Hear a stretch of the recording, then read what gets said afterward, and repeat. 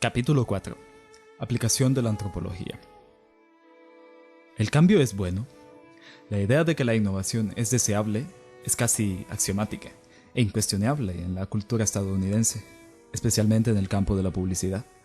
De acuerdo con resultados de encuestas, en noviembre de 2008, los estadounidenses votaron por el cambio en números récord. Nuevo y mejorado es un eslogan que se escucha en todo momento, con mucha más frecuencia que siempre igual. ¿Qué cree usted que sea mejor? ¿El cambio o el status quo? Eso nuevo, entre comillas, que no siempre está mejorado, entre comillas, es una lección dolorosa que aprendió la empresa Coca-Cola Company en 1985, cuando cambió la fórmula de su principal bebida gaseosa e introdujo New Coke. Después de un alboroto nacional con hordas de consumidores protestando, Coca-Cola Company trajo de vuelta a la antigua, familiar y confiable Coca-Cola bajo el nombre Coca-Cola Classic, que florece en la actualidad. New Coke, ahora cosa del pasado, ofrece un caso clásico de cómo no se debe tratar a los consumidores. Coca-Cola Company intentó un cambio desde arriba, un cambio iniciado en la parte superior de una jerarquía en lugar de inspirado por la gente más afectada por él. Los consumidores no pidieron a Coca-Cola Company cambiar su producto. Los ejecutivos tomaron la decisión. Los ejecutivos de negocios, como quienes elaboran políticas públicas, operan organizaciones que ofrecen bienes y servicios a la gente.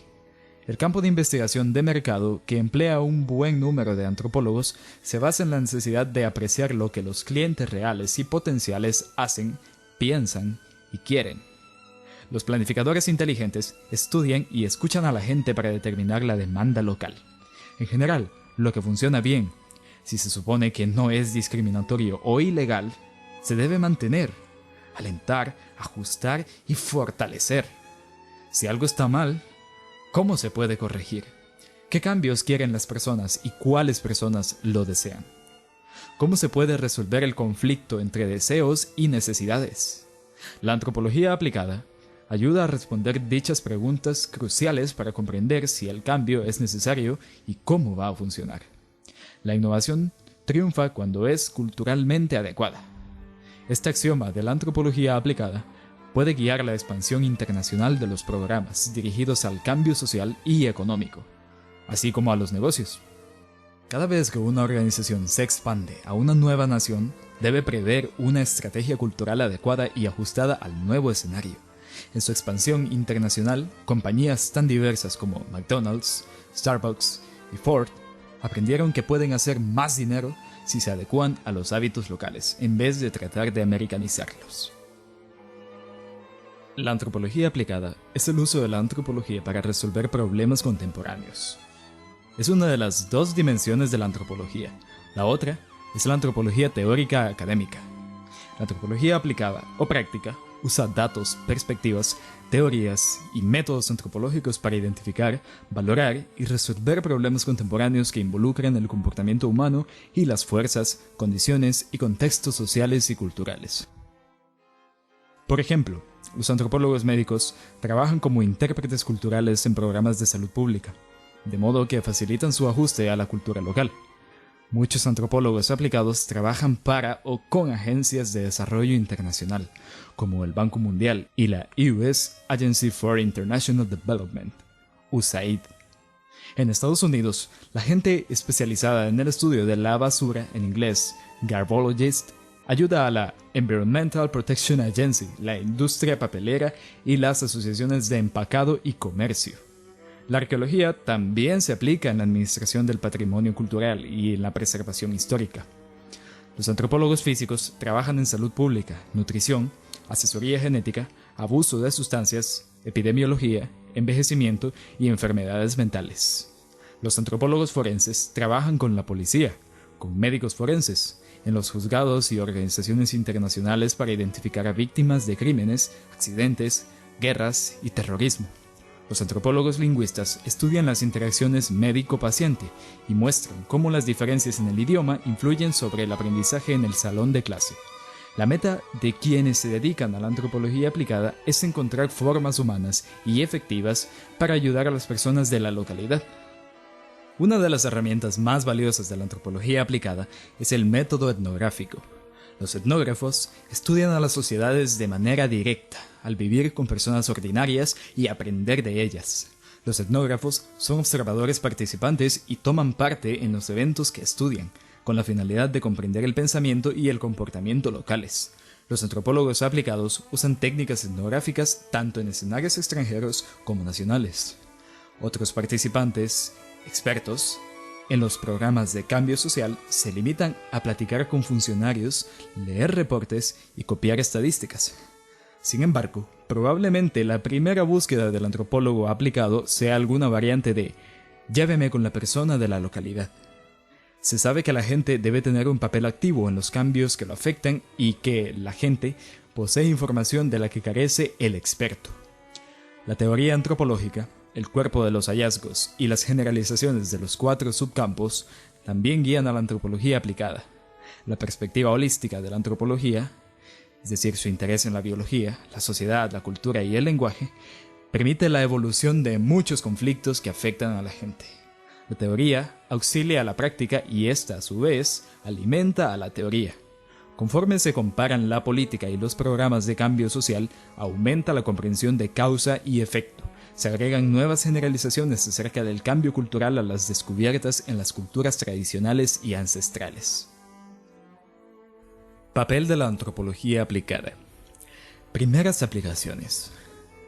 La aplicación era una preocupación central de los primeros antropólogos en Gran Bretaña, en el contexto del colonialismo, y Estados Unidos, con un enfoque en la política hacia los nativos americanos. Antes de tomar en cuenta lo nuevo, se deben considerar ciertos peligros de lo antiguo. Para el Imperio Británico, específicamente sus colonias africanas, Malinowski, en el año 1929, propuso que la antropología práctica, su término para la antropología aplicada colonial, debe centrarse en el proceso de occidentalización, la difusión de la cultura europea en las sociedades tribales. Malinowski no cuestionó la legitimidad del colonialismo ni el papel del antropólogo para hacerlo funcionar. No vio nada malo en ayudar a los regímenes coloniales al estudiar la posesión y el uso de la tierra para recomendar cuánto debían conservar los locales y cuánto conseguirían los europeos. El punto de vista de Malinowski es un ejemplo de la relación histórica entre la antropología incipiente, particularmente en Europa, y el colonialismo, de Mackett en 1964. Durante la Segunda Guerra Mundial, los antropólogos estadounidenses estudiaron la cultura japonesa y alemana a distancia, con la intención de predecir el comportamiento de los enemigos de su país. Después de dicho conflicto, los antropólogos aplicados trabajaron en las islas del Pacífico para promover la cooperación a nivel local, con las políticas estadounidenses en varios territorios dependientes. Antropologías académica y aplicada. La antropología aplicada no desapareció durante las décadas de 1950 y 1960, pero la académica tuvo su mayor crecimiento después de la Segunda Guerra Mundial. El baby boom, que comenzó en 1946 y alcanzó su pico en 1957, alimentó la expansión del sistema educativo estadounidense, por tanto, de empleos académicos. Se abrieron universidades de pregrado, comunitarias y de 4 años, y la antropología se convirtió en una parte estándar del currículo universitario. Durante las décadas de los 50 y los 60, la mayoría de los antropólogos estadounidenses eran profesores universitarios, aunque algunos todavía trabajaban en agencias y museos. La era de la antropología académica continuó a lo largo de la década de los 70, en especial durante la Guerra de Vietnam.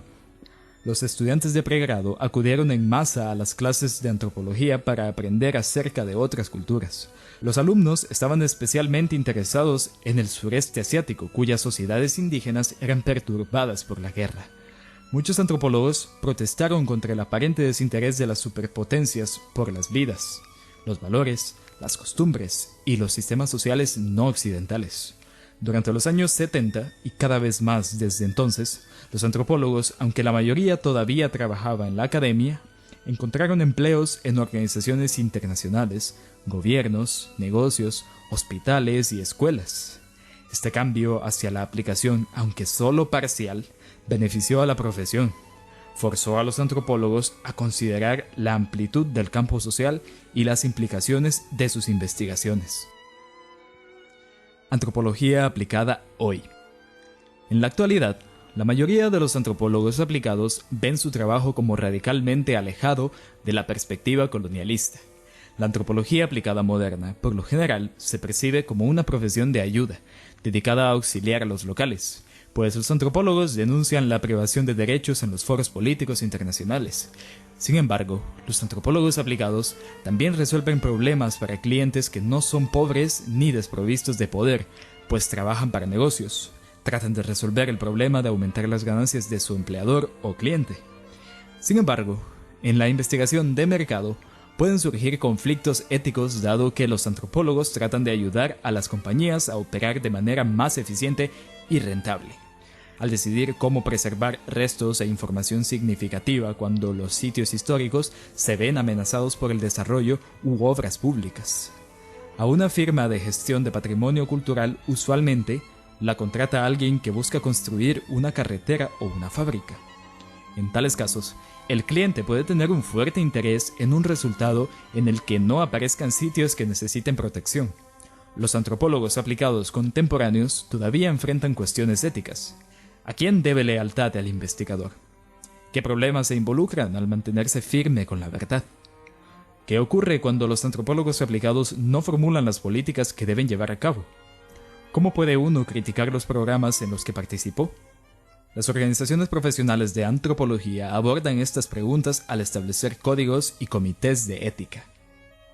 Como apunta Tice en 1997, la atención a los conflictos éticos es primordial en la enseñanza de la antropología aplicada de hoy.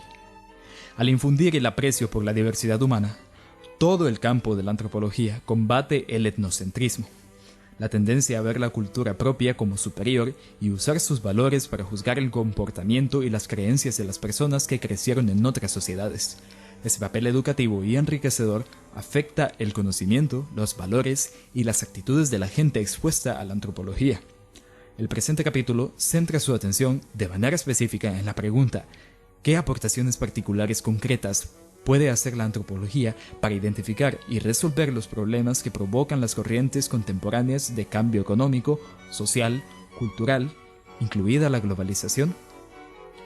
Puesto que los antropólogos son expertos en los problemas humanos y el cambio social, y dado que estudian, comprenden y respetan los valores culturales, están calificados principalmente para sugerir, planificar y llevar a cabo políticas que afectan a las personas. Las tareas propias de los antropólogos aplicados incluyen: número 1. Identificar las necesidades para el cambio que perciben los pobladores locales. Número 2. Trabajar con dichas personas para diseñar cambios culturalmente adecuados y socialmente sensibles. Y número 3. Proteger a los locales de políticas y proyectos dañinos que puedan amenazarlos. Otro papel de la antropología aplicada consiste en ayudar a una comunidad a preservar su cultura ante las amenazas o desastres como el huracán Katrina. La perspectiva sistemática de la antropología reconoce que el cambio no ocurre en el vacío. Un programa o proyecto siempre afecta de manera diversa. Algunos efectos incluso son imprevisibles. Un ejemplo estadounidense de consecuencias inadvertidas fue un programa para mejorar el aprecio de los profesores hacia las diferencias culturales, cuyo resultado devino en estereotipos éticos. Kleinfeld, 1975. En específico, los estudiantes americanos nativos se sintieron marginados de sus compañeros de clase ante las alusiones de los profesores hacia su herencia nativa. Los estudiantes consideraron tal atención a su etnicidad como condescendiente y humillante. Internacionalmente, docenas de proyectos de desarrollo económico que tenían la intención de aumentar la productividad mediante la irrigación empeoraron la salud pública al crear vías fluviales donde proliferaban las enfermedades. Arqueóloga en Nueva Orleans encuentra una forma de ayudar a los vivos. La antropología se aplica para identificar y solucionar diversos problemas que involucran condiciones sociales y de comportamiento humano, como ayudar a una comunidad a preservar su cultura ante la amenaza o el desastre. Entre los clientes de los antropólogos aplicados figuran los gobiernos, las agencias, las comunidades locales y los negocios. Este reporte describe el trabajo de una antropóloga que realiza arqueología pública en Nueva Orleans a raíz del huracán Katrina. La gestión de patrimonio cultural, como se estudia aquí, es una forma de antropología aplicada. La utilización marcha de perspectivas, teorías, métodos y datos antropológicos para identificar, valorar y resolver problemas sociales. Ese es un hueso de falange. Shannon Lee Dowdy se arrodilla en el abandonado cementerio Holt para tocar un hueso del tamaño de un dedal que asoma de la tierra fracturada. Lo examina sin repulsión, con la fascinación de un científico y con la tristeza de alguien que ama a Nueva Orleans. La doctora Dowdy, de 38 años, es profesora asistente de antropología en la Universidad de Chicago y una de las más inusuales trabajadoras de auxilio entre los miles que llegaron a la devastada superficie de Luisiana, Mississippi y Texas tras las secuelas de los huracanes Katrina y Rita. La Federal Emergency Management Agency la asignó de manera oficial como enlace con la Oficina de Preservación Histórica del Estado. Su misión es evitar que la reconstrucción de Nueva Orleans destruya lo que queda de sus tesoros del pasado y de su cultura actual, a la par del esfuerzo de ingenieros que con maquinaria restauran las costas del Golfo destrozadas por el huracán. El trabajo de la doctora Dowdy, capacitada en arqueología, antropología e historia, muestra que las ciencias sociales también tienen un papel que jugar. Es una forma en que la arqueología puede retribuir a los vivos, dice, cosa que no siempre logra hacer. El cementerio Holt, un lugar de reposo final para los pobres de la ciudad, solo es un ejemplo de lo que ella quiere preservar y proteger. Otros cementerios de Nueva Orleans tienen mausoleos fastuosos que mantienen los ataúdes por arriba del suelo pantanoso, pero los ataúdes de Holt están enterrados y el suelo que cubre muchos de ellos están rodeados con marcos de madera marcada con lápidas improvisadas. Los dolientes decoran las tumbas con ofrendas, ositos de peluche para los niños y un conglomerado de objetos, incluidos hieleras, linternas plásticas de Halloween y sillas. Sobre las tumbas de los adultos también existe la ocasional botella de licor. La tormenta barrió muchos de los objetos sobre las tumbas o los cambió de lugar en el cementerio. La doctora Dowdy propuso tratar la zona tal y como los arqueólogos lo harían ante un sitio antiguo en el que los objetos se hallan expuestos sobre la superficie debido a la erosión. Antes de los huracanes, el cementerio se veía con frecuencia concurrido por muchas actividades, una de ellas durante el Día de Todos los Santos, cuando la gente renueva las decoraciones de las tumbas. Lo más triste para mí ahora es ver la poca gente que viene, dice, y mira el área vacía y los torcidos robles siempre verdes. Me doy cuenta de que tenemos suficientes problemas cuidando a los vivos, agrega. Pero la falta de actividad en una ciudad usualmente tan cercana a los espíritus del pasado persuade sobre lo mal que están las cosas. Tratar a Holt como un sitio arqueológico significa que el gobierno no debe considerar las ofrendas como desechos, dice, sino como los objetos religiosos que son, e interesarse por restaurar el sitio dañado para encontrar los que faltan y por lo menos registrar de dónde provienen. FEMA simplemente intenta limpiar las áreas dañadas y los equipos de respuesta operativa a desastres mortuorios, llamados DEMORT, lidian con cadáveres y abordan los problemas en los cementerios que pudieran conducir a enfermedades. Si tales lugares se destruyen, dice la doctora Dowdy, entonces la gente no se sentiría tan conectada aquí. Agrega que puede haber más voluntad por retornar a una ciudad dañada si sus habitantes sienten que regresan a un hogar que reconocen. Aunque tienen profundos lazos emocionales con Nueva Orleans, la doctora Dowdy nació en el norte de California. Llegó en 1994 a escribir su tesis de maestría para el College of William and Mary y declara: "La escribía todo el día. Si había escrito un mínimo de 5 páginas, podía salir a dar un paseo nocturno". Durante las 8 semanas que le llevó a terminar el proyecto, apunta: "Me enamoré de Nueva Orleans. Realmente la considero el hogar de mi corazón". Dowdy comenzó un programa piloto en la Universidad de Nueva Orleans, trabajó con planificadores de la ciudad y obtuvo becas para proyectos de investigación que involucraban excavación, historia oral y trabajo físico en la Universidad de Nueva Orleans para salvaguardar sus tesoros enterrados. Dejó ese empleo para conseguir un doble doctorado en la Universidad de Michigan en antropología e historia, que se centró en la época colonial francesa en Nueva Orleans.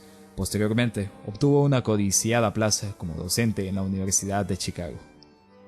Incluso antes del huracán Katrina, la doctora Dowdy encontró formas de regresar a Nueva Orleans. En 2004, realizó un intrigante descubrimiento mientras investigaba un posible sitio arqueológico bajo un establecimiento programado para demolición en el antiguo barrio francés. Los registros de la propiedad y anuncios publicitarios de 1820 decían que en el sitio se había alzado un hotel de nombre atractivo, el Rising Sun Hotel, famoso prostíbulo de Nueva Orleans y tema de una canción popular muy conocida. La doctora Doughty encontró publicidad del hotel en un periódico de enero de 1821, en el que sus propietarios prometían mantener el carácter de ofrecer el mejor entretenimiento que esta casa ha gozado durante los pasados 20 años. Proseguía: los caballeros pueden confiar que aquí encontrarán sirvientes atentos. El bar estará abastecido con buenos licores genuinos. En la mesa, la comida será de lo mejor que pueda ofrecer el mercado o la temporada. Nueva Orleans, destaca Doughty, siempre se ha dado a conocer por su estilo de vida libertino. Todos los franceses abandonaron la ciudad como su colonia alrededor de 1735, al perder el apoyo de la nación por considerar que no merecía ser una colonia. Novelas como Manon Lescaut mostraban la ciudad como una madriguera de pecado y corrupción, y, a lo largo de Europa, creyeron que los locales básicamente eran un puñado de granujas, inmorales y corruptos, dice la doctora Doughty. Agrega que vio semejanzas con la actualidad, por el escepticismo que se generó ante la reconstrucción de la ciudad. La doctora Doughty caracterizó esa postura como: no vale la pena salvar a las personas en Nueva Orleans, porque de cualquier forma, todas son criminales. Sin embargo, señaló, si la devastación permite visualizar el camino de regreso, vale la pena luchar por la ciudad. Lo que me da esperanza es que en Nueva Orleans están muy ligados a la familia, al lugar y a la historia, dice la doctora Doughty. Si alguien va a sacar la cara por ella a partir del sentido de su historia o por la tradición, esa es la gente de Nueva Orleans. Antropología del desarrollo.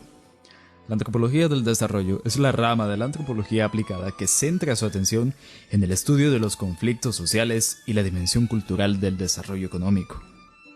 Los antropólogos del desarrollo no solo llevan a cabo políticas planificadas por otros, también planifican y guían la política. Sin embargo, los dilemas éticos con frecuencia confrontan a los antropólogos del desarrollo. A menudo, nuestro respeto por la diversidad cultural es ofendido, porque los esfuerzos por extender la industria y la tecnología pueden acarrear profundos cambios culturales. De ahí las amenazas a la diversidad cultural. Por lo general, la ayuda extranjera no arriba a los lugares donde las necesidades y el sufrimiento son mayores, debido a que se emplean de acuerdo con las prioridades políticas, económicas y estratégicas de donadores internacionales, líderes políticos y grupos de interés poderosos. La atención de los planificadores no siempre coincide con los mejores intereses de los habitantes locales. Aunque la meta de la mayoría de los proyectos de desarrollo es mejorar la calidad de vida, los estándares de vida con frecuencia declinan en el área beneficiada. Equidad. En la actualidad, las políticas de desarrollo persiguen la meta de promover la equidad. Equidad creciente significa reducir la pobreza y distribuir la riqueza de manera más igualitaria. Sin embargo, si los proyectos se plantean para aumentar la equidad, deben contar con el apoyo de gobiernos reformistas. Los ricos y poderosos por lo general se resisten a los proyectos que amenazan sus intereses establecidos. Es más probable que algunos proyectos de desarrollo, particularmente esquemas de irrigación, incrementen las disparidades en la riqueza, es decir, que impacten de manera negativa la equidad. Una distribución de recursos inicialmente inequitativa, en particular de la tierra, con frecuencia se convierte en la base de mayor sesgo después del proyecto.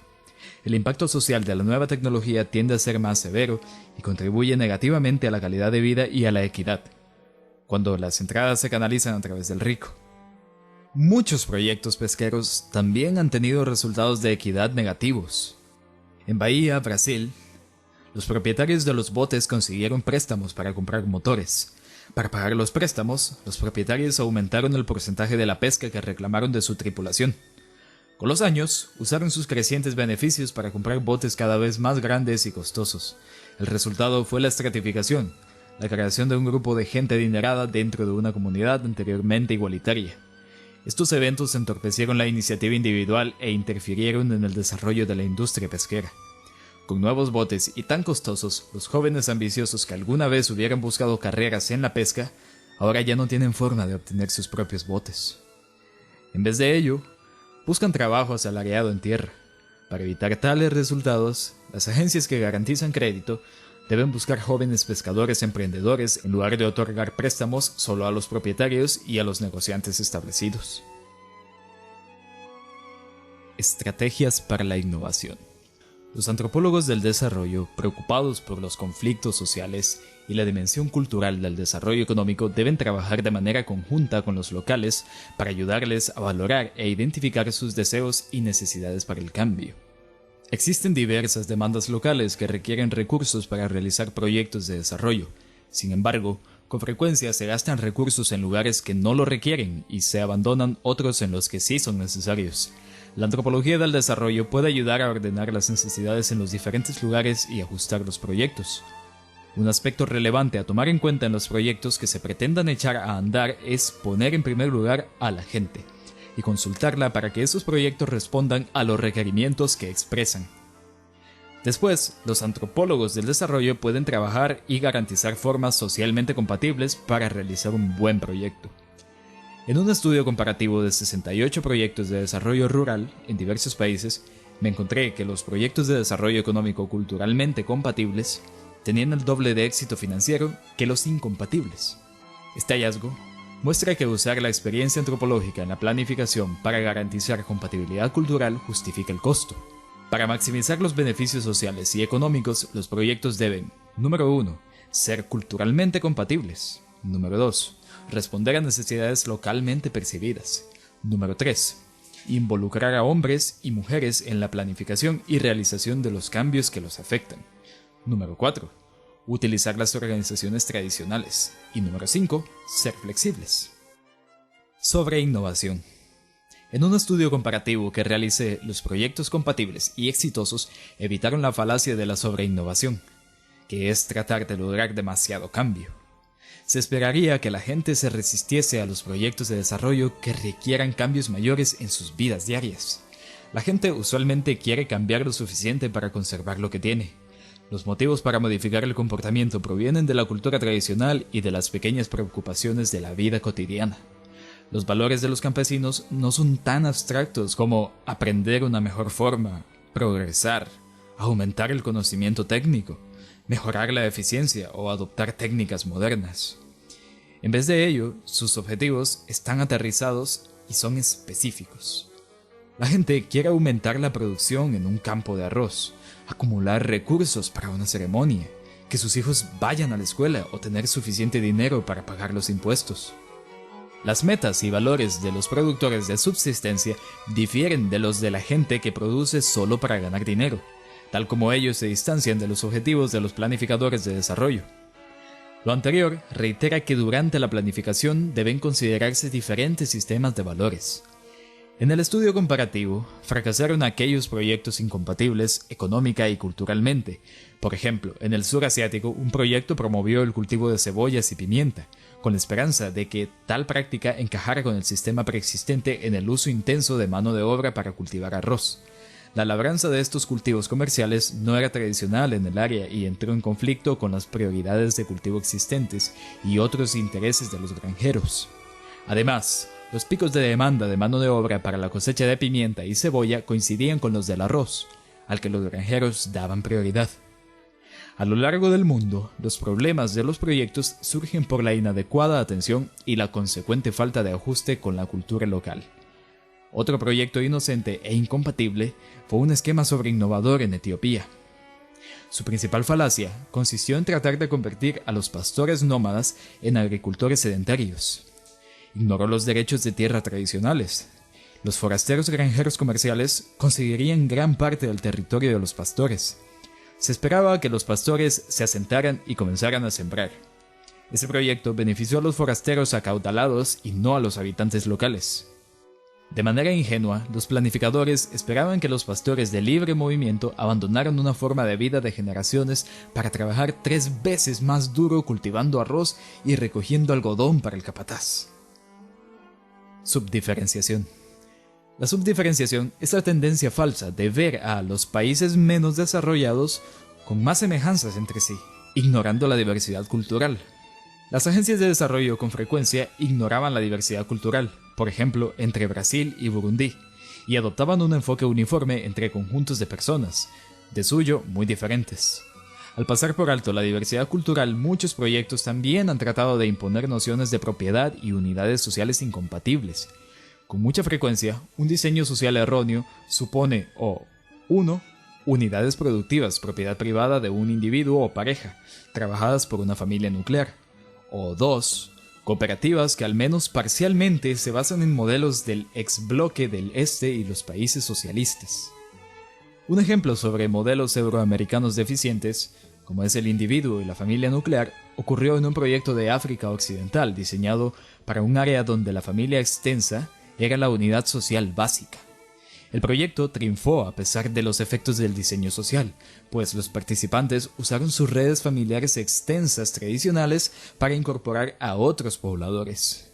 Con el tiempo, se benefició al doble de las personas planeadas porque los miembros de las familias extensas acudían en masa al área del proyecto. Aquí, los pobladores modificaron el diseño del proyecto que se les impuso al seguir los principios de su sociedad tradicional. El cooperativismo es el segundo modelo social impuesto desde afuera y común en estrategias de desarrollo. En el estudio comparativo de los proyectos de desarrollo cultural, las nuevas cooperativas alcanzaron malas calificaciones. Las cooperativas triunfaron solo cuando se aprovecharon las instituciones comunales preexistentes a nivel local. De esa experiencia procede un corolario que deriva de una regla más general. Los grupos de participantes son más efectivos cuando se toma en cuenta la organización social tradicional o existen semejanzas socioeconómicas entre sus miembros. Ningún modelo social extranjero, ya sea la granja de la familia nuclear o la cooperativa, posee un récord intachable en el desarrollo.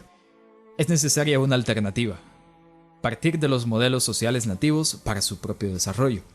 Se trata de unidades sociales tradicionales como los clanes, linajes y otros grupos de parentesco extensos de África, Oceanía y muchas otras naciones con sus territorios y recursos de propiedad comunal.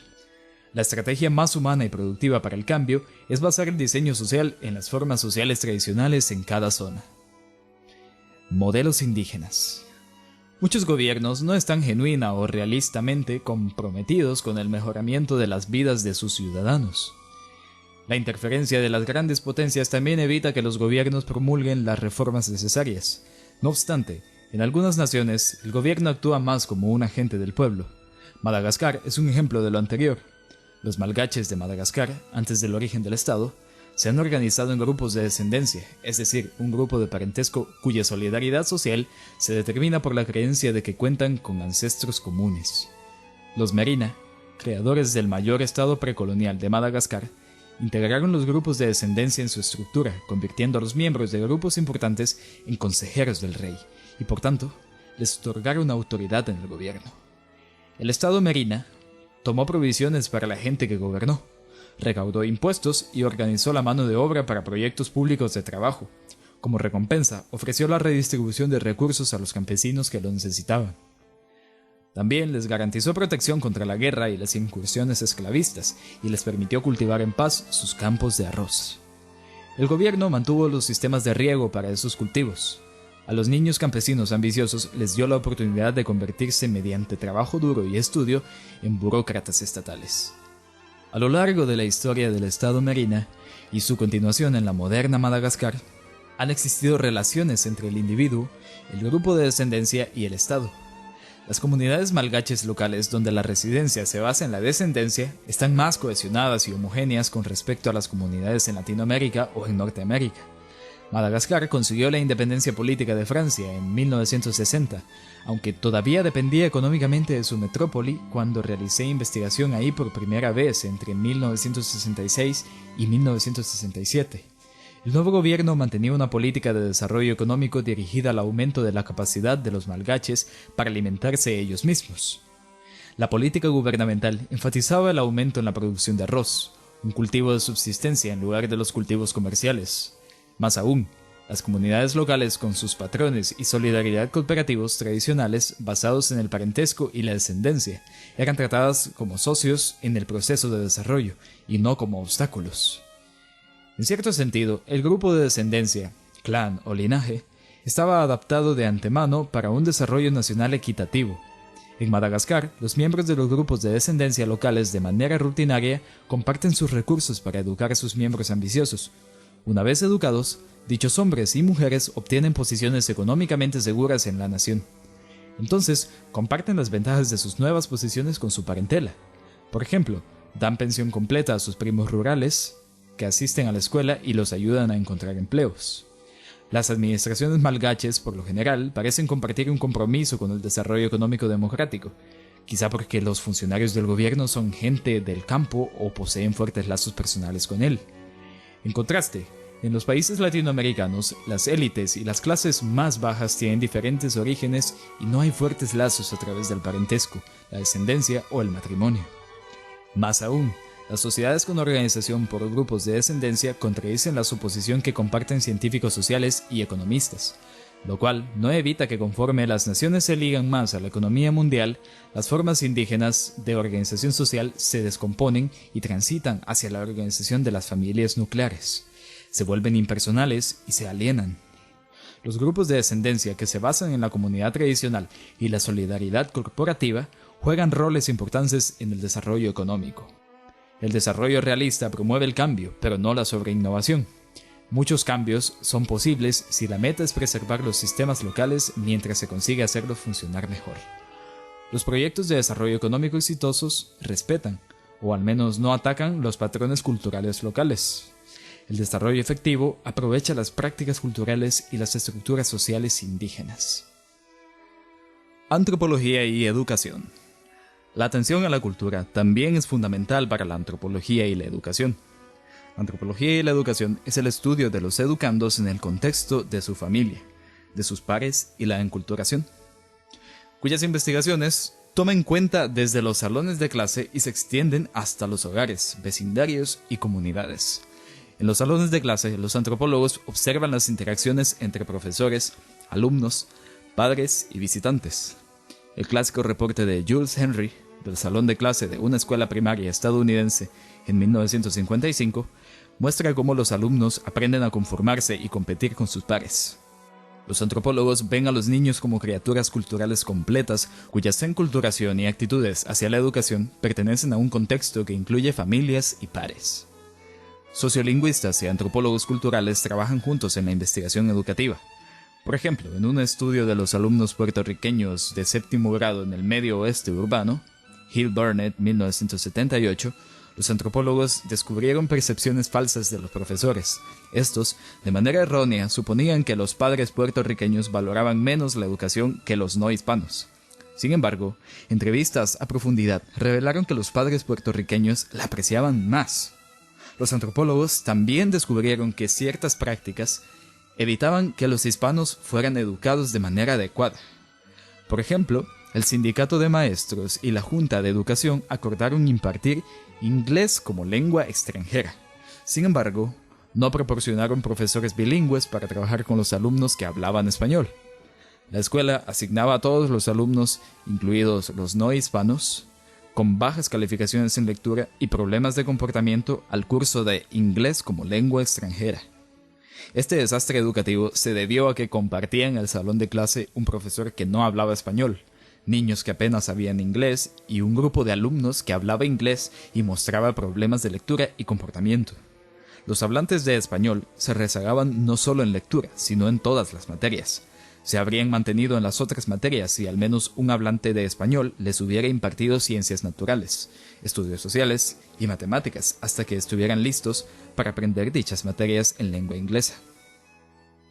Antropología urbana. Alan y Josephine Smart, en 2003, han señalado que las ciudades desde hace mucho tiempo están influenciadas por fuerzas globales, incluidos el capitalismo mundial y el colonialismo.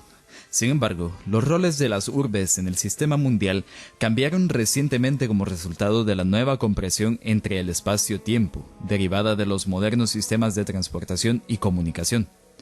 Esto es, todo parece más cercano hoy, porque el contacto y el movimiento son mucho más sencillos. En el contexto de la globalización contemporánea, los medios masivos pueden volverse tan importantes como los factores locales en la guía de las rutinas diarias, los sueños y las aspiraciones. La gente vive en lugares particulares, pero sus imaginaciones y vínculos no tienen que estar confinados localmente. La gente migra a ciudades en parte por razones económicas, pero también para estar donde se encuentra la acción. Las personas buscan experiencias que solo están disponibles en las ciudades, como el teatro en vivo o las calles bulliciosas. Los brasileños rurales usualmente citan el movimiento y la excitación urbanos como algo que es necesario valorar. Los migrantes internacionales tienden a asentarse en las ciudades más grandes en las que ocurren más cosas. Por ejemplo, en Canadá, que después de Australia tiene el porcentaje más alto de población nacida en el extranjero, un 71.2% de los inmigrantes se asienta en Toronto, Vancouver o Montreal. Casi la mitad de los ciudadanos de Toronto nacieron fuera de Canadá.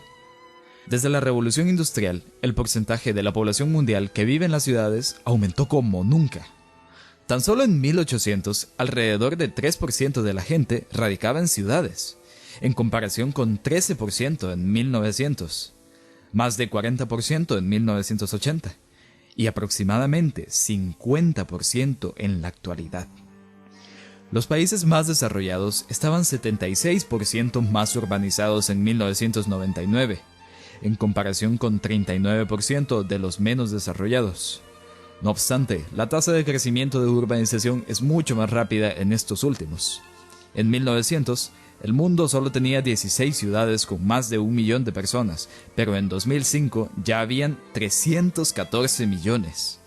Para el 2025, 60% de la población global será urbana, según Butler en 2005 y Stevens en 1992.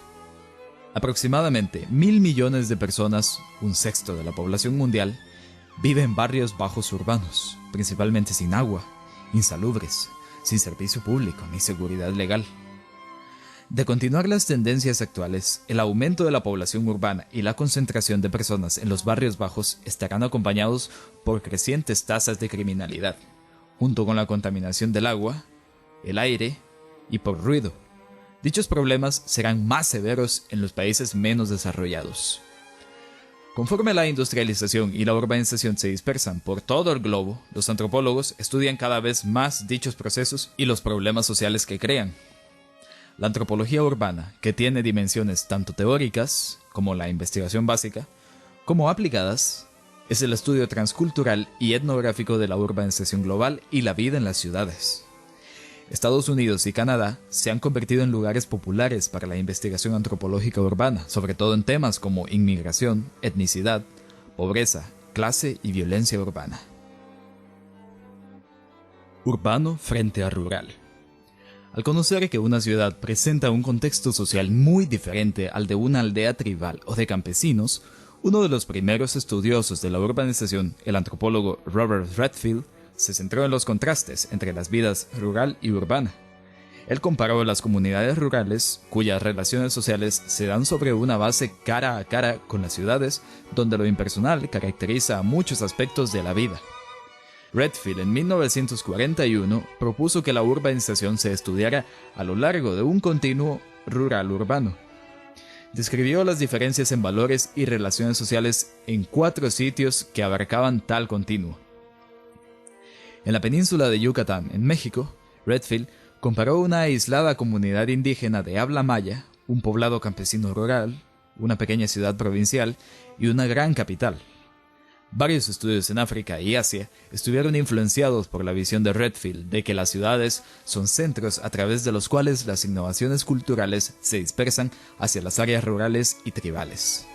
En cualquier nación, lo urbano y lo rural representa diferentes sistemas sociales. Sin embargo, la difusión o el préstamo cultural ocurren conforme las personas, los productos, las imágenes y los mensajes se mueven de uno al otro ambiente. Los migrantes llevan las prácticas y creencias rurales a las ciudades y conducen patrones urbanos de vuelta al hogar. Las experiencias y formas sociales del área rural afectan a la adaptación a la vida en la ciudad. Los citadinos también desarrollan nuevas instituciones para satisfacer necesidades urbanas específicas. Un enfoque de la antropología aplicada a la planificación urbana identifica grupos sociales clave en el contexto urbano. Después de señalar dichos grupos, el antropólogo puede evocar sus deseos de cambio, comunicar dichas necesidades a agencias de financiamiento y trabajar con agencias y personas locales para realizar dichas metas. En África, los grupos importantes son asociaciones étnicas, grupos ocupacionales, clubes sociales, grupos religiosos y sociedades funerarias. Mediante la membresía a tales grupos, los africanos urbanos mantienen amplias redes de contactos personales y de apoyo.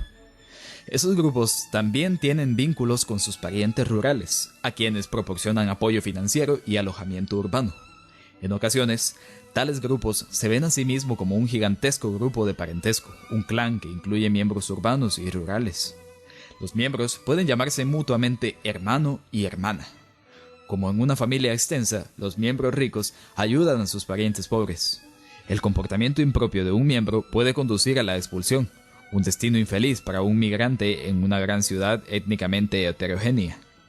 El antropólogo urbano puede ejercer un rol para ayudar a grupos sociales relevantes a lidiar con instituciones de una ciudad, como los servicios legales y sociales, con los que los migrantes recientes pueden no estar familiarizados. En ciertas ciudades estadounidenses, como en África, las asociaciones étnicas basadas en el parentesco son grupos urbanos relevantes. Un ejemplo proviene de Los Ángeles, que tiene la mayor comunidad de inmigrantes samoana, más de 12,000 personas en Estados Unidos.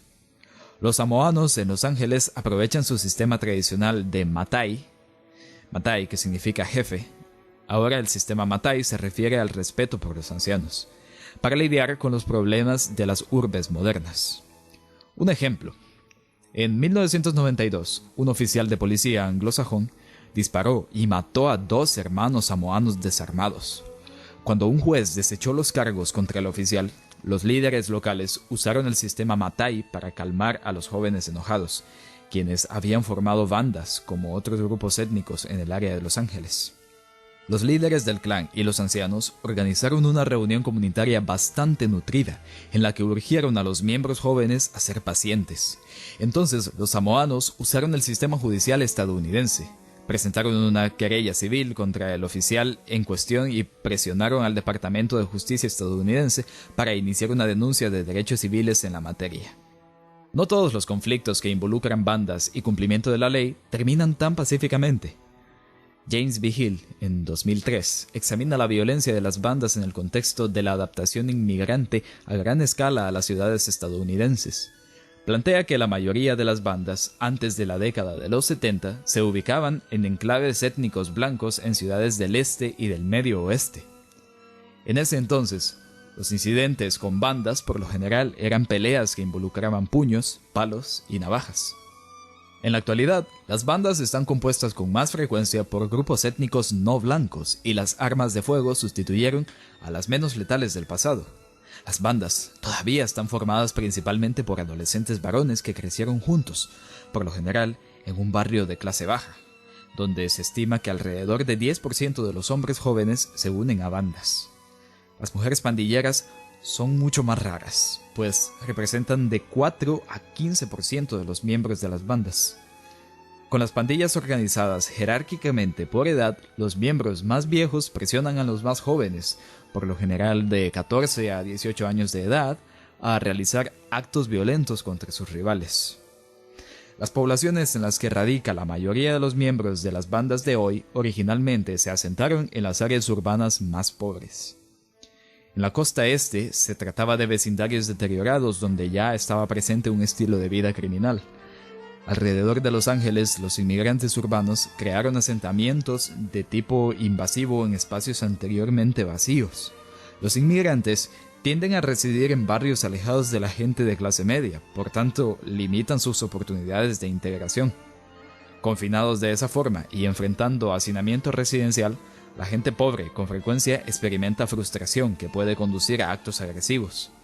Asimismo, las industrias y empleos se mudaron de los núcleos originales a suburbios distantes y naciones extranjeras. Los jóvenes minoritarios urbanos tienen acceso limitado a empleos de nivel básico. Con frecuencia reciben trato duro de las autoridades, en especial de policías. La frustración y la competencia por los recursos pueden activar incidentes agresivos y alimentar la violencia urbana. Para sobrevivir, muchos residentes de barrios olvidados se han volcado hacia modalidades económicas informales e ilegales, de las cuales el tráfico de drogas en particular ha intensificado la violencia de las bandas. ¿Cómo puede abordar el problema de la violencia urbana un antropólogo aplicado? ¿A qué grupos necesitaría involucrar para el estudio? Antropología médica. La antropología médica es tanto académica teórica como aplicada práctica, e incluye a antropólogos de los 4 subcampos. Los antropólogos médicos examinan cuestiones sobre cuáles enfermedades y condiciones de salud afectan a poblaciones particulares y por qué, y cómo los padecimientos se construyen socialmente, diagnostican, gestionan y tratan en diversas sociedades.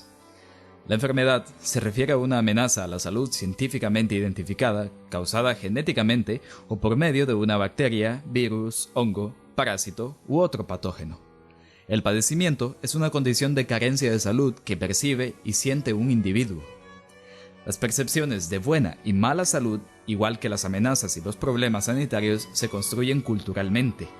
Diversos grupos étnicos y culturas reconocen diferentes padecimientos, síntomas y causas y desarrollan distintos sistemas para la atención de la salud y estrategias de tratamiento. La incidencia y la severidad de la enfermedad varían también. Las diferencias de grupo son evidentes en Estados Unidos. Keppel, Perch y Wagner examinaron datos entre 1990 y 1998, usando 10 indicadores de estado de salud, en relación con categorías raciales y étnicas utilizadas en el censo estadounidense: blancos no hispanos, negros no hispanos, hispanos, nativos americanos o de Alaska, y asiáticos o isleños del Pacífico.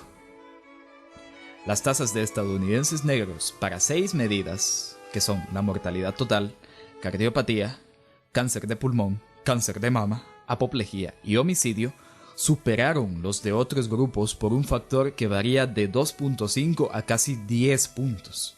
Otros grupos étnicos alcanzaron tasas más altas en suicidio, los estadounidenses blancos, y en accidentes automovilísticos, los nativos americanos y de Alaska. De manera global, los asiáticos presentaron la duración de vida más larga.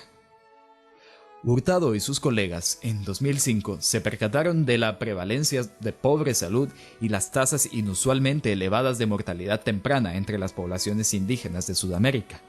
La esperanza de vida al nacer es al menos 20 años menor entre los grupos indígenas en comparación con otros sudamericanos. En el 2000, la esperanza de vida de los indígenas en Brasil y Venezuela fue menor que la de Sierra Leona, que tenía la esperanza de vida nacional reportada como la más baja del mundo. ¿Cómo pueden ayudar a mejorar la gran disparidad sanitaria entre los indígenas y otras poblaciones los antropólogos aplicados? Hurtado y sus colegas en 2005 sugieren 3 pasos. Número 1. Identificar los problemas de salud más urgentes que enfrentan las comunidades indígenas. Número 2. Recopilar información acerca de las soluciones a dichos problemas. Y número 3. Implementar soluciones en colaboración con agencias y organizaciones encargadas de los programas de salud pública para poblaciones indígenas. En muchas áreas, el sistema mundial y el colonialismo empeoraron la salud de los indígenas al esparcir enfermedades, guerras, servidumbre y otros factores de estrés. En tiempos antiguos, los cazadores-recolectores carecieron de la mayoría de las enfermedades infecciosas epidémicas que afectaban a las sociedades agrícolas y urbanas, debido al número reducido de sus miembros, su movilidad y relativo aislamiento en relación con otros grupos. Las enfermedades epidémicas como el cólera, la tifoidea y la peste bubónica florecen en poblaciones densas, por tanto, entre granjeros y habitantes de la ciudad. La dispersión de la malaria se ha relacionado con el crecimiento poblacional y la deforestación asociada con la producción de alimentos. Con el desarrollo económico y la globalización, determinadas enfermedades y afecciones físicas, como la obesidad, se han dispersado. La esquistosomiasis o bilharziasis, llamada también tremátodos en el hígado, probablemente es la infección parasitaria de más rápida dispersión y más peligrosa hasta ahora conocida. Se propaga mediante caracoles que viven en estanques, lagos y canales, por lo general los que se construyen para la irrigación. Un estudio realizado en una villa del delta del Nilo en Egipto ilustró el papel de la cultura, como la religión, en la dispersión de la esquistosomiasis. La enfermedad era más común entre los musulmanes que en los cristianos debido a la práctica islámica llamada vudú, una ablución o baño que usaban como ritual antes de la oración. El enfoque de la antropología aplicada para reducir tales enfermedades es ver si los habitantes locales perciben una relación entre el vector, por ejemplo, caracoles en el agua, y la enfermedad. Si no, tal información puede proporcionarse al reclutar la participación de los grupos, las escuelas y los medios de comunicación locales activos.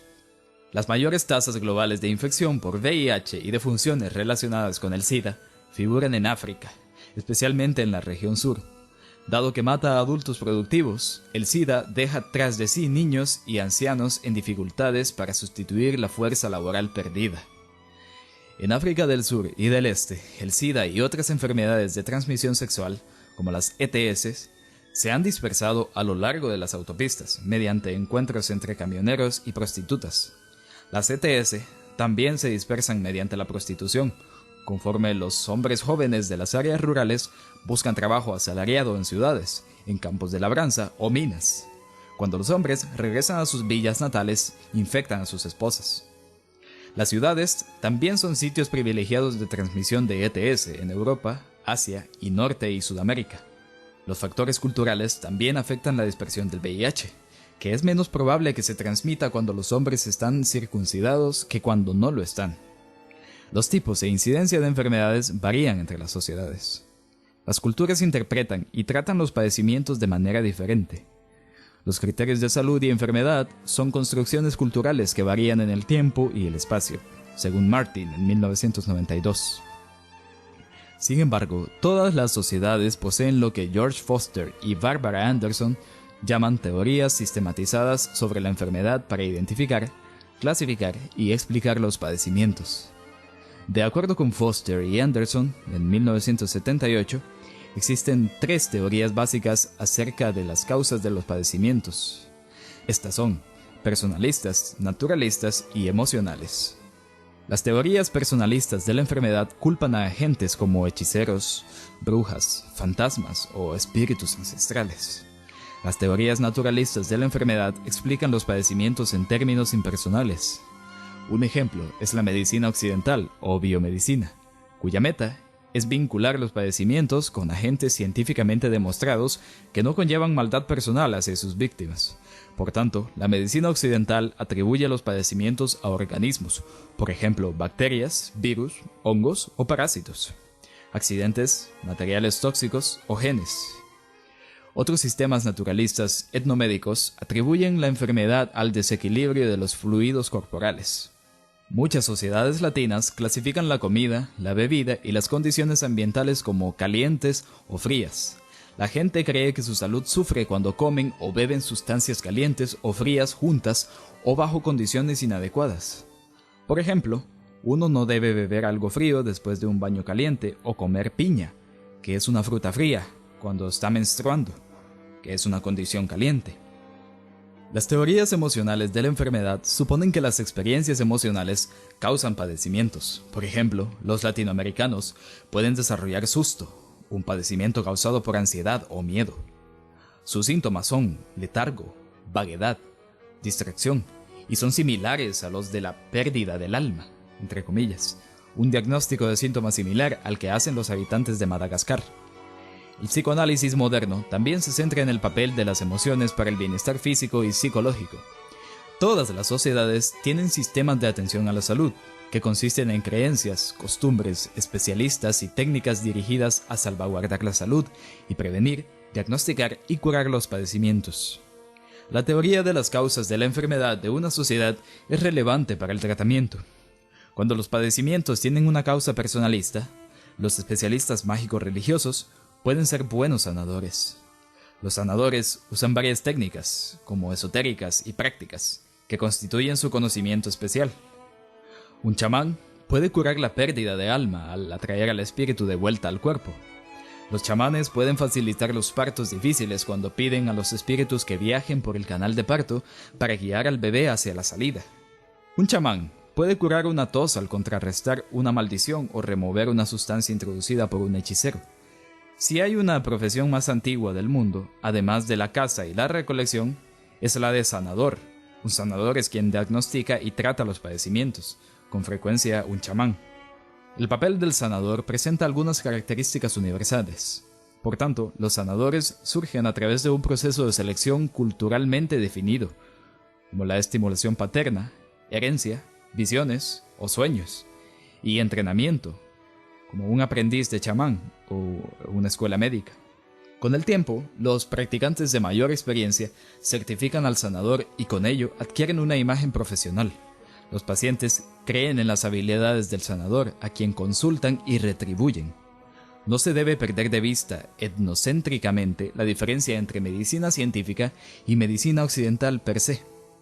A pesar de los avances en la tecnología, la genómica, la biología molecular, la patología, la cirugía, los diagnósticos y las aplicaciones, muchos procedimientos médicos no se justifican de manera lógica o ante los hechos.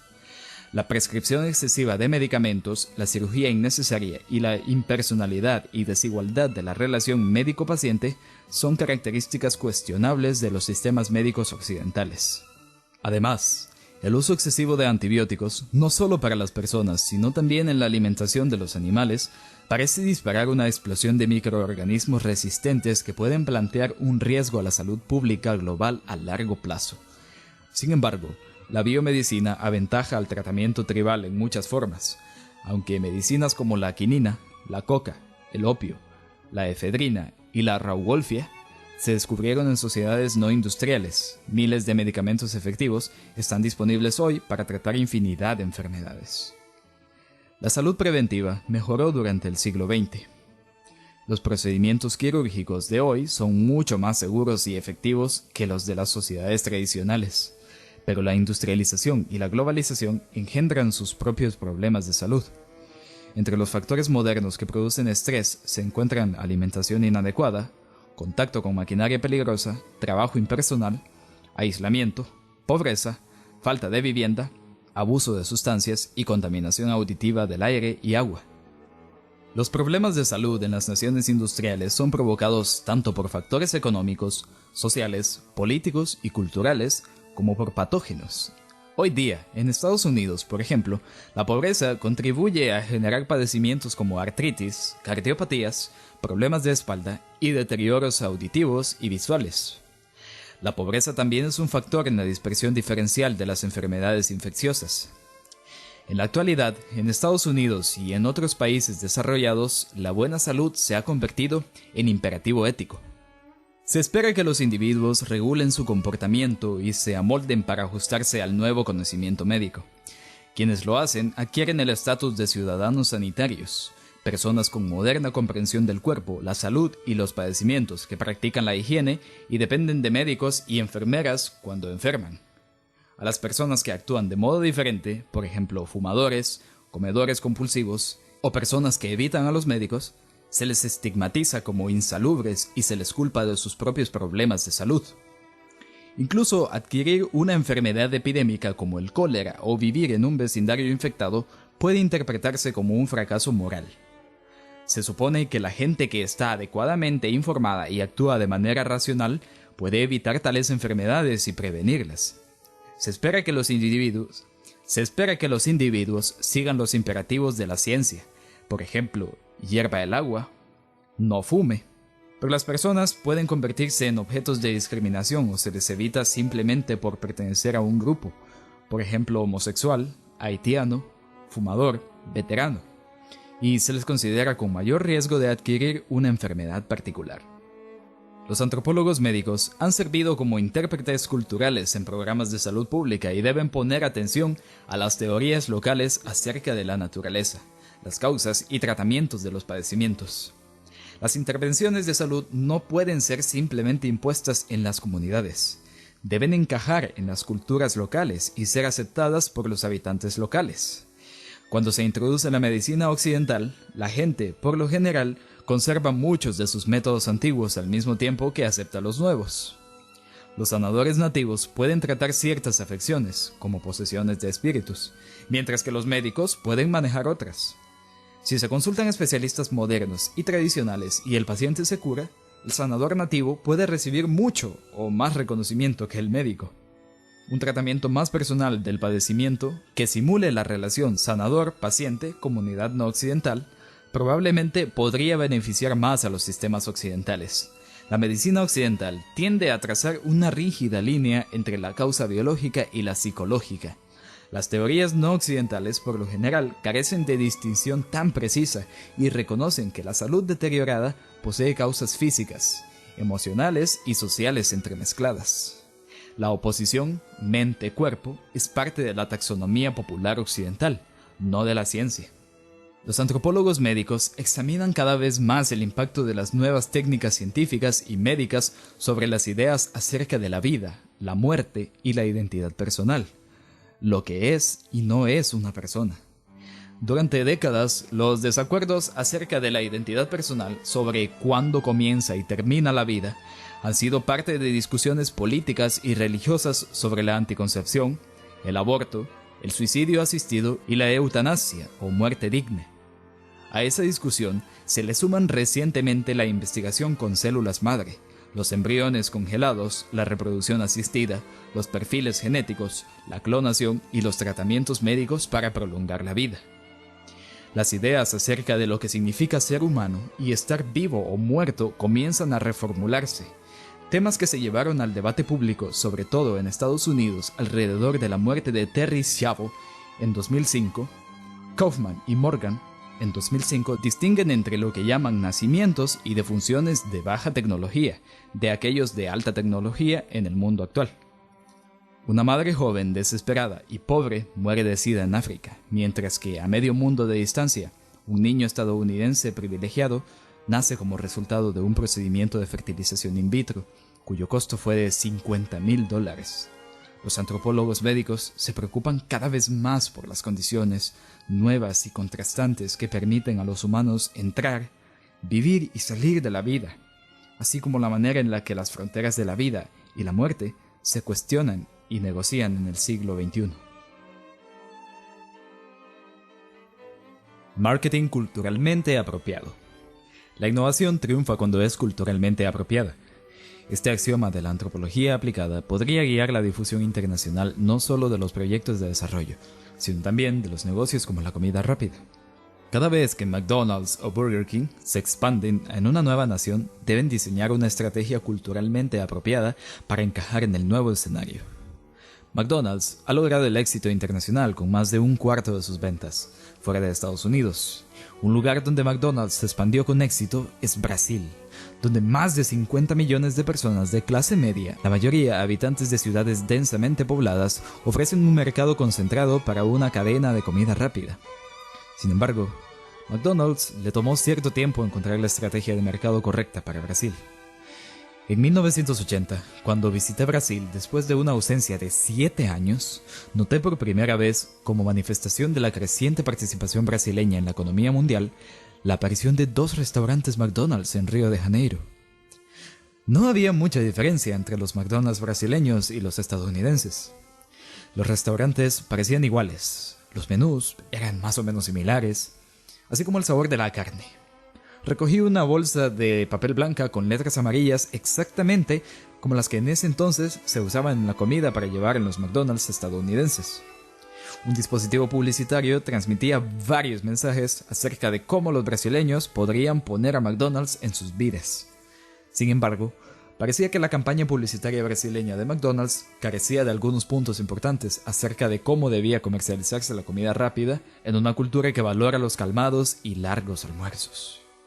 La bolsa afirmaba: va a disfrutar la diferencia, McDonald's. Y mencionaba muchos lugares favoritos donde puede degustar los productos McDonald's. Esta lista confirmó que la gente de mercadeo trataba de adaptarse a la cultura de la clase media brasileña, pero cometía algunos errores. Cuando viaja en el auto con los niños, transfería la exclusiva combinación cultural desarrollada por los estadounidenses de autopista. Autos accesibles y vida suburbana con el contexto de un Brasil urbano muy diferente. Una sugerencia similar fue: al viajar a la casa de campo. Incluso los brasileños que poseían una casa de campo no podían encontrar un McDonald's, todavía confinados a las ciudades y no en los caminos. El creador de los anuncios aparentemente nunca intentó llevar un restaurante de comida rápida a un vecindario sin espacios de estacionamiento. Muchas otras sugerencias se dirigían a clientes en las playas, donde los cariocas, que son los nativos de Río, pasaban mucho de su tiempo de ocio. Uno podía comer productos McDonald's después de una zambullida en el océano, en un picnic en la playa, o mirando a los surfistas. Tales sugerencias ignoraban las costumbres brasileñas de consumir cosas frías, como cerveza, refrescos, helado y sándwiches de jamón y queso en la playa.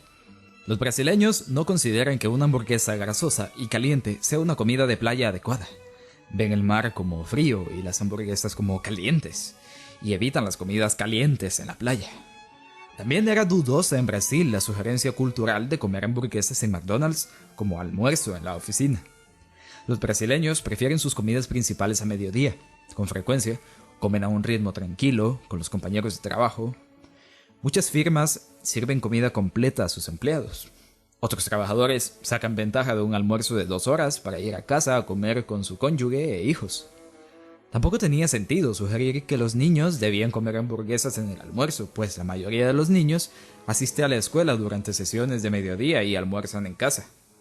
Otras 2 sugerencias, esperando el autobús y en el salón de belleza, describían aspectos comunes de la vida diaria en una ciudad brasileña. Sin embargo, estos escenarios no invitaban al consumo de las hamburguesas o al de los filetes de pescado.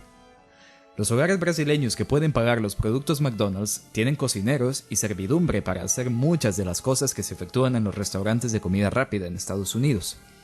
La sugerencia de los productos McDonald's se pueden comer mientras mira su programa favorito de televisión. Es culturalmente apropiado porque los brasileños ven mucha televisión. Esto ocurre durante la cena ligera que se sirve cuando el esposo llega a casa de la oficina.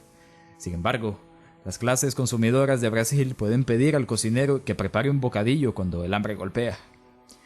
Para el estilo de vida brasileño fue más apropiada la campaña de McDonald's, el día de descanso del cocinero, que es el domingo en todo Brasil. El patrón dominical para las familias de clase media es un viaje a la playa, litros de cerveza, una comida completa alrededor de las 3 de la tarde y un bocadillo ligero más tarde. McDonald's encontró su nicho en la comida vespertina dominical, cuando las familias llenan los restaurantes de comida rápida, y es a este mercado hacia donde dirige ahora de manera adecuada su publicidad. McDonald's se expande rápidamente en las ciudades brasileñas.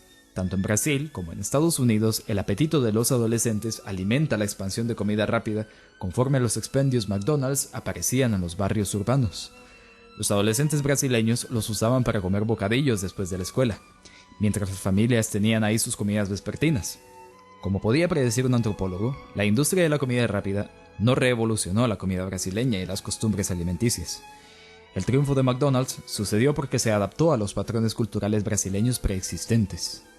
El principal contraste con Estados Unidos es que la comida vespertina brasileña es más ligera.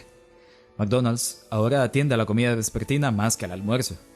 En cuanto a McDonald's, se dio cuenta de que podía hacer más dinero ajustándose a los hábitos alimenticios brasileños, en lugar de tratar de americanizarlos. Dirigió su publicidad hacia dicha meta. Antropología y negocios.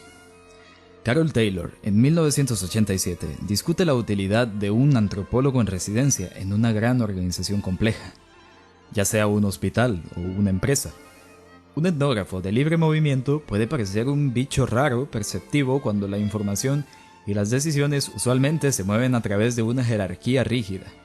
Si se le permite observar y conversar libremente con todos los tipos y niveles de personal, el antropólogo puede adquirir una perspectiva única acerca de las condiciones y problemas de la organización. Además, las compañías de alta tecnología como Xerox, IBM y Apple han empleado antropólogos en diversos roles. Al observar de cerca cómo las personas realmente usan los productos de cómputo, los antropólogos trabajan con ingenieros para diseñar unos más amigables con el usuario. Durante muchos años, los antropólogos han usado la etnografía para estudiar los escenarios empresariales. Por ejemplo, la investigación etnográfica en una fábrica automotriz puede ver a los trabajadores, administradores y ejecutivos como diferentes categorías sociales que participan en un sistema social común. Cada grupo tiene actitudes, valores y patrones de comportamiento característicos. Los mismos se transmiten a través de microenculturación, el proceso mediante el cual la gente aprende papeles particulares en un sistema social delimitado. La naturaleza abierta de la etnografía favorece que el antropólogo vaya del trabajador al ejecutivo y viceversa. Cada uno es un individuo con un punto de vista personal y una criatura cultural cuya perspectiva, en cierta medida, comparte con otros miembros de un grupo. Los antropólogos aplicados actúan como intermediarios culturales que traducen las metas de los ejecutivos o las preocupaciones del otro grupo, es decir, de los trabajadores. Para los negocios, las características clave de la antropología incluyen, número 1, la etnografía y observación como formas de recopilar datos. Número 2, experiencia transcultural y, número 3, enfoque en la diversidad cultural. Una aplicación importante de la antropología en los negocios tiene que ver con la forma en la que los consumidores utilizan los productos. Las empresas contratan antropólogos debido a la relevancia de la observación en escenarios naturales y al enfoque en la diversidad cultural. Por tanto, Hallmark Cards contrató antropólogos para observar fiestas, días festivos y celebraciones de grupos étnicos con el objetivo de mejorar su capacidad para diseñar tarjetas enfocadas en mercados especiales. Los antropólogos entran a los hogares de la gente para ver cómo usan los productos en realidad. La carrera de antropólogo. Muchos estudiantes universitarios encuentran interesante la antropología y consideran especializarse en ella. No obstante, sus padres o amigos pueden desalentarlos al preguntar: ¿qué tipo de empleo vas a conseguir con una especialidad en antropología? El primer paso para responder tal pregunta es considerarla en términos más generales, como ¿qué haces con una especialidad universitaria? La respuesta es no mucho, sin una buena cantidad de esfuerzo, pensamiento y planeación. Una encuesta de graduados del Colegio Literario de la Universidad de Michigan mostró que pocos de los egresados tenían empleos claramente vinculados con sus especialidades. Las carreras de medicina, derecho y muchas otras profesiones requieren de estudios de posgrado. Aunque muchas universidades ofrecen grados de licenciatura en ingeniería, negocios, contabilidad y trabajo social, con frecuencia se requieren grados de maestría para conseguir los mejores puestos en dichos campos. Los antropólogos también necesitan un grado avanzado, casi siempre un doctorado, para encontrar empleos atractivos en la academia, en museos o en antropología aplicada. Una educación universitaria amplia e incluso una especialización en antropología pueden ser una excelente base para el éxito en muchos campos. Una encuesta reciente de mujeres ejecutivas mostró que la mayoría no tenía especialidades en negocios, pero sí en ciencias sociales o humanidades. Solo después de graduarse estudiaron negocios y obtuvieron un grado de maestría en administración de empresas. Dichas ejecutivas sintieron que la amplitud de su educación universitaria contribuyó a sus carreras empresariales. Los alumnos que se especializan en antropología se dirigen luego a escuelas de medicina, derecho y negocios y tienen éxito en muchas profesiones, que con frecuencia tienen poca conexión explícita con la antropología. La amplitud de la antropología ofrece conocimiento y una perspectiva del mundo que son útiles en muchos tipos de trabajos. Por ejemplo, una especialidad en antropología combinada con un grado de maestría en negocios es una excelente preparación para trabajar en negocios internacionales. La amplitud es la marca distintiva de la antropología. Los antropólogos estudian a las personas biológica, cultural, social y lingüísticamente, a través del tiempo y el espacio, en naciones desarrolladas y en vías de desarrollo, en escenarios simples y complejos. La mayoría de las universidades imparten cursos de antropología que comparan las culturas y otros que se enfocan en áreas particulares del mundo como Latinoamérica, Asia y los nativos americanos. El conocimiento de las áreas que se adquieren en tales cursos puede ser útil en muchos empleos. La perspectiva comparativa de la antropología, su insistente enfoque indigenista y su aprecio por los diversos estilos de vida se combinan para ofrecer un excelente cimiento al empleo en el extranjero. Incluso para trabajar en Estados Unidos, el enfoque en la cultura es valioso. Todos los días escuchamos acerca de las diferencias culturales y los problemas sociales cuyas soluciones requieren un punto de vista multicultura, así como una habilidad para reconocer y reconciliar las diferencias étnicas. Gobierno, escuelas y firmas privadas constantemente trabajan con personas de diferentes clases sociales, grupos étnicos y antecedentes tribales. Médicos, abogados, trabajadores sociales, oficiales de policía, jueces, profesores y estudiantes pueden desarrollar mejor su trabajo si comprenden las diferencias sociales en cada parte del mundo, en especial atendiendo a la mayor diversidad étnica que hoy día se atestigua. Dentro de una nación moderna es importante conocer las tradiciones y creencias de los diversos grupos sociales para planear y realizar programas que los afectan. La atención a los antecedentes sociales y las categorías culturales ayudan a garantizar el bienestar de los grupos étnicos, las comunidades y los vecindarios afectados. La experiencia en el cambio social planificado, ya sea a través de la organización comunitaria en Estados Unidos o para el desarrollo económico en el extranjero, muestra que debe realizarse un estudio social adecuado antes de implementar un proyecto o una política. Cuando los habitantes locales quieren el cambio y este encaja en su estilo de vida y tradiciones, tendrá más éxito, será más benéfico y a menor costo. Así, un problema social real tendrá una solución más humana y también más económica. La gente que cuenta con estudios en antropología se desempeña bien en muchos campos, incluso si el empleo tiene poco o nada que ver con la antropología en un sentido formal.